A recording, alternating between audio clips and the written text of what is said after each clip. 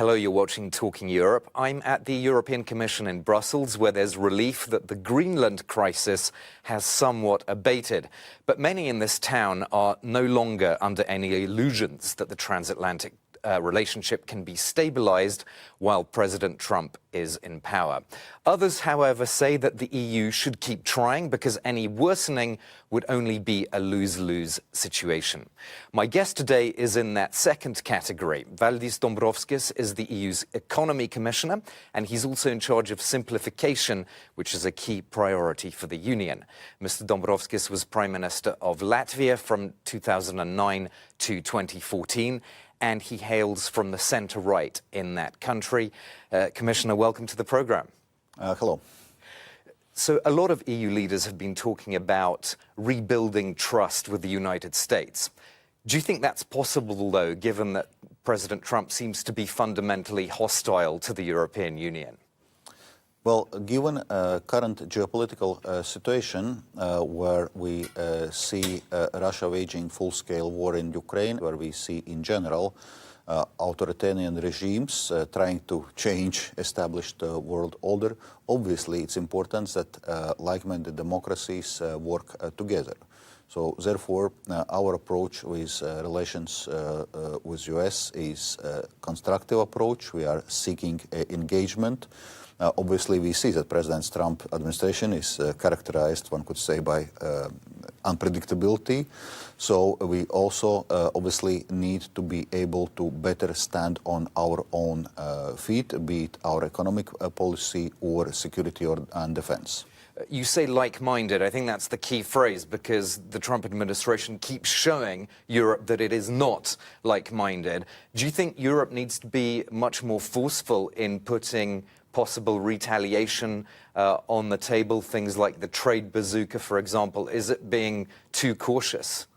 Well, I think the EU was very clear when we were facing these threats concerning Greenland, that first of all, the threats to the sovereignty and territorial integrity of EU member states are not acceptable. And so are the tariff threats. And correspondingly, we were ready to react forcefully. I think that was one of the factors which eventually helped to change President Trump's mind. And the focus now is where it should be on how to strengthen the security in the Arctic region. But throughout also this crisis, Danish and Greenland authorities, supported by the EU, had been indicated that we are open to discuss how we cooperate on strengthening the security in Arctic. And on the economic side of the relationship with the US, I mean, obviously, as you know, there are moves now in the European Parliament to bring back the US-EU trade agreement. Your own political movement, actually, the EPP, wants to do that. Other political groups in Parliament don't. Is it the right time to come back to business as usual, or should Europe wait before deciding to go ahead with this free trade deal, depending on what happens with Greenland? I think it was clear that the move of European Parliament to suspend the work on this agreement was done in a context of US threats concerning Greenland. These are currently removed from the table. So we managed to get the situation into constructive trajectory. Correspondingly, it would be important to indeed finalize the agreement also from our side, because it's important also to provide some stability and predictability for economies and businesses on both sides of the Atlantic. It's worth noting that EU-US trade and investment relationship is largest in the world. Let's talk about the 90 billion euro loan that the EU agreed for Ukraine.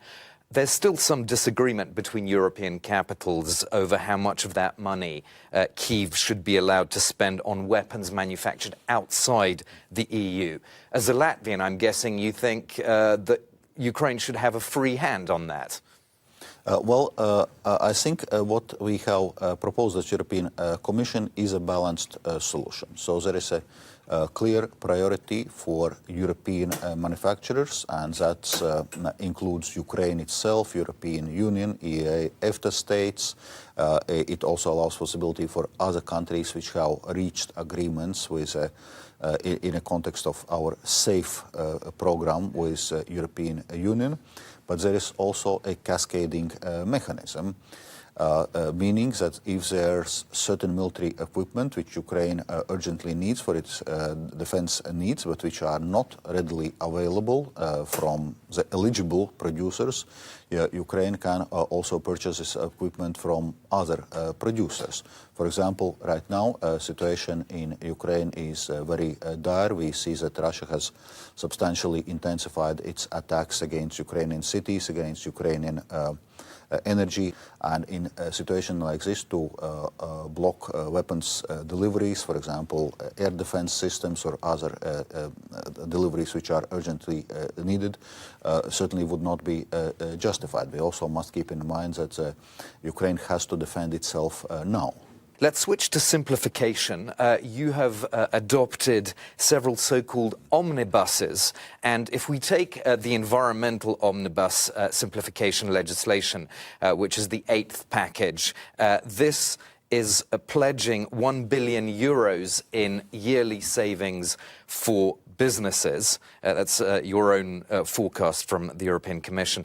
I wanted to focus on this particular omnibus because I think it's raised the most hackles from the various environmental groups, trade unions, and even the European Ombudsman. And they're very worried about the stripping back of environmental reporting standards. So are you actually going back on the Green Deal with this omnibus?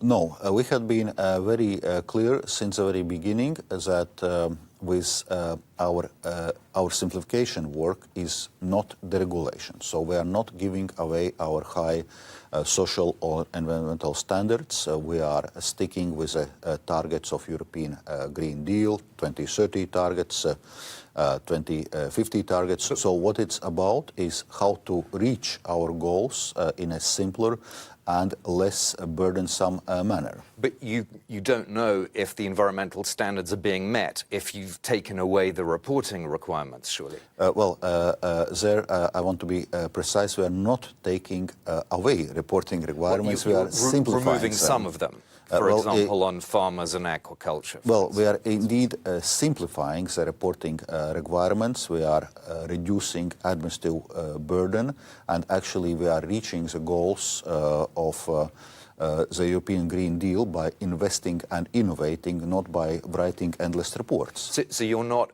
deterred, for example, by the European Ombudsman, which is saying that it's questioned the transparency and accountability of the simplification process. I mean, you seem to have quite a lot of opposition to this whole drive. Well, indeed, if we are discussing simplification, politically it's not simple at all. We see that the positions of different political groups, notably in European Parliament, are quite different. But at the same time, if you listen also to businesses, a majority of European businesses are showing administrative burden, excessive administrative burden, as an obstacle for development and investing in Europe. Majority of small and medium enterprises are saying it's their main obstacle, and that's why we are pursuing this simplification agenda with the aim to reduce the overall administrative burden by 25% for all companies and by 35% for small and medium enterprises. I want to ask you about the broader economic picture. In November, your European Commission forecast that the Eurozone would grow by just 1.2% this year, so in 2026. Is that kind of disappointing as a growth forecast? And how can you square that with all the ambitions that the Commission has on defense spending and so on? Indeed, we do have modest economic growth, but at the same time, in a series of consecutive economic shocks we have been facing in recent years, starting with COVID-19 pandemics, energy crisis, also implications of Russia's war in Ukraine, current trade unpredictability and Trump tariffs and so on and so forth. Despite all this, EU economy is proving resilient. It continues to grow. So if we discuss EU as a whole, we expect economic growth in a range of 1.4–1.5% this year and next. But obviously, we also have structural challenges we need to address. Our productivity growth is lagging behind other major economies already for decades. So that's why we need to focus indeed how to strengthen our competitiveness and economic growth. And this is one of the major priorities of the European Commission's.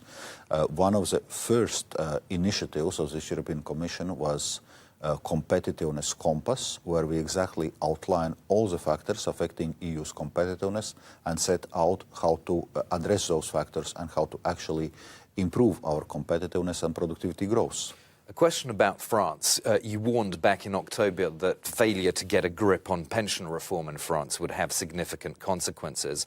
Now we see that the financial part of the French budget has been passed using this controversial 49.3 procedure.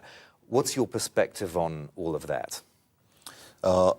Indeed, we are following fiscal developments in France very closely. Obviously, it's important that also France set out its budget in line with the EU's fiscal rules and its medium-term fiscal structural plan. Well, this has been the case for the last year, where France eventually met the budget deficit target of 5.4%, and we know that the government is working intensively also to make sure that France stays on track also as regards this year's budget. So you're a bit more optimistic than you were a few months ago, perhaps? We certainly see all the challenges. We see very complicated debates in the parliament, but we also see the government's determination to stay on track.